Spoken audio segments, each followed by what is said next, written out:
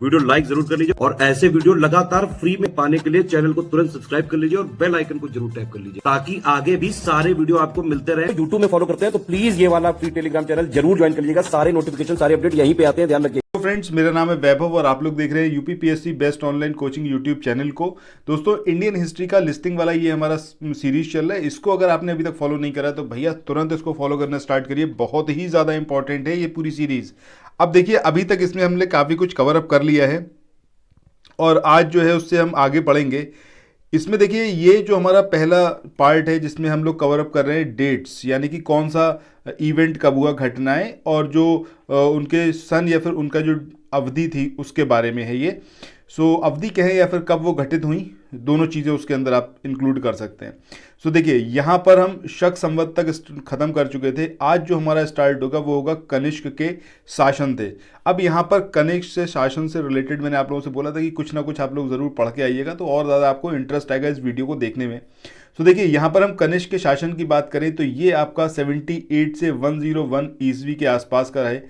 अच्छा, कनिष्क के बारे में, कनिष्क और जो आपका बौद्ध धर्म था, इनके बीच में क्या कुछ रिलेशन है, बौद्ध धर्म की कौन सी संगति इनके टाइम पीरियड में रही, और उसके बारे में क्या कुछ आप जानते हैं, ये कमेंट सेक्शन में आप लोग बताइएगा। देखिए, यहाँ पर मैं आपसे पूछता हुआ बहुत चलूँगा, रीज़न बीइंग कि बहुत सारा कुछ आपने पढ़ा हुआ है, बट जब आपसे सडनली कुछ पूछा जाता है उस मोमेंट पर क्या आप बता पाते हैं? अगर आप बता पाते हैं दैट मीन्स वो चीज़ आपकी हमेशा के लिए हो गई। आप एग्जामिनेशन में भी बैठे होंगे तब भी आप देखेंगे तो 100% आप वहाँ पर सही ऑप्शन को ही सिलेक्ट करेंगे। रीज़न बीइंग कि मल्टीपल टाइम्स वो चीज़ आपके दिमाग में घूमी है और आपको हर समय आप तैयार हैं उसका आंसर करने के लिए। चलिए नेक्स्ट, यहाँ पर हम बात करें किसकी, गुप्त साम्राज्य। अब ये जो गुप्त साम्राज्य था इसके बारे में अगर हम देखें तो ये कब से कब तक रहा या फिर क्या इसके बारे में है, तो 320 ईस्वी के लगभग जो है गुप्त साम्राज्य की स्थापना हुई थी। अच्छा, गुप्त साम्राज्य की स्थापना किसने करी थी, स्थापना करने वाला या फिर संस्थापक इसका कौन था, ये कमेंट सेक्शन में बताइएगा। और अगर हियरार्किकल वे में अगर हम बात करें तो शुरुआत के जो 5 शासक थे गुप्त साम्राज्य के, वो कमेंट सेक्शन में बताइएगा। चलिए, इसके बाद नेक्स्ट हम बात करें, यहाँ पर बात किसकी हो रही है, वल्लभी की परिषद में जैन साहित्य का संकलन। अब ये कब हुआ है आपका, 512-521 ईस्वी के लगभग।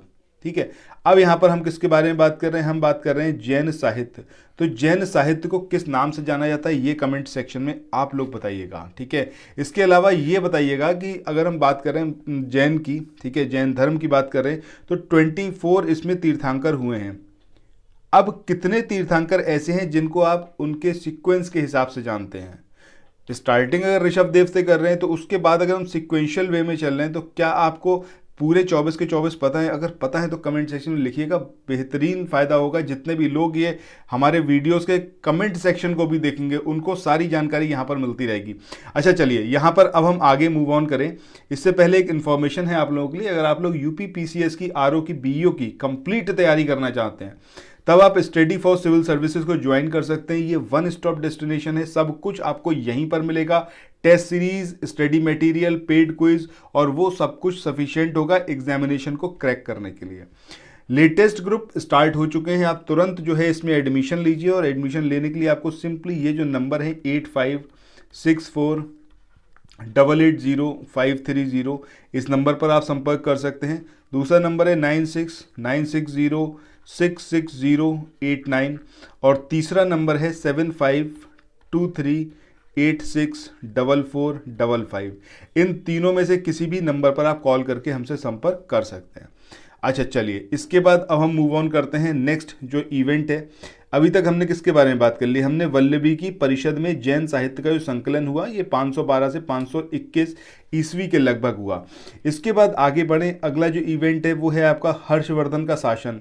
ये कब से कब तक रहा, ये 606 से आपका 647 ईस्वी के आसपास रहा।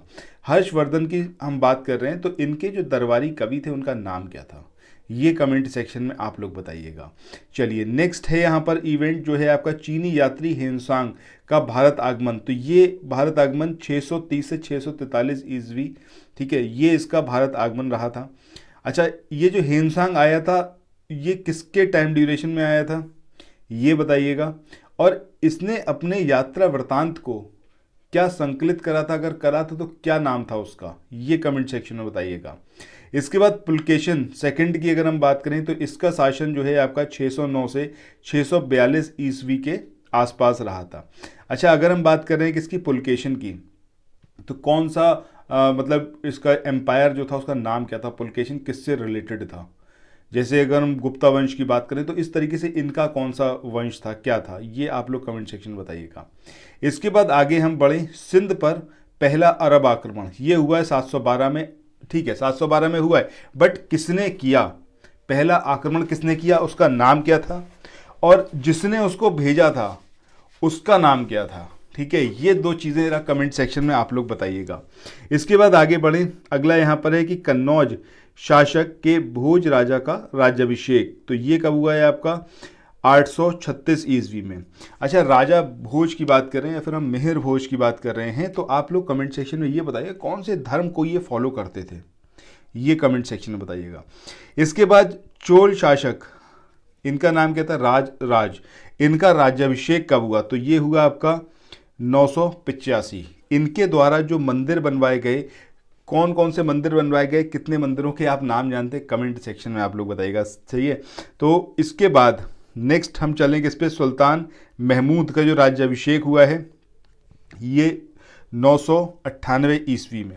अच्छा देखिए, यहाँ पर मेरा जो ये पूरा वीडियो में आप लोगों से क्वेश्चन पूछने का जो रीज़न है वो ये है कि जितना ज़्यादा से ज़्यादा आप चीज़ों को रिकॉल करें, और कई बार ऐसा होगा कि जब मैं आपसे क्वेश्चन पूछ रहा हूँ तो आप ना बता पाएँ, आपके दिमाग में ही ना आए। ठीक है, गूगल सर्च नहीं करना आपको सिर्फ अपने दिमाग में सर्च करना है।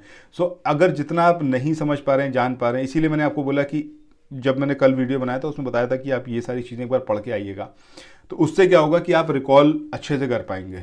ठीक है, क्या कुछ क्वेश्चन मैं आपसे कर रहा हूँ ये आपको तो नहीं पता, बट आपने अगर पढ़ा हुआ है तो एक तो आपने पहले से उसको पढ़ लिया, ठीक है, उतने पोर्शन को।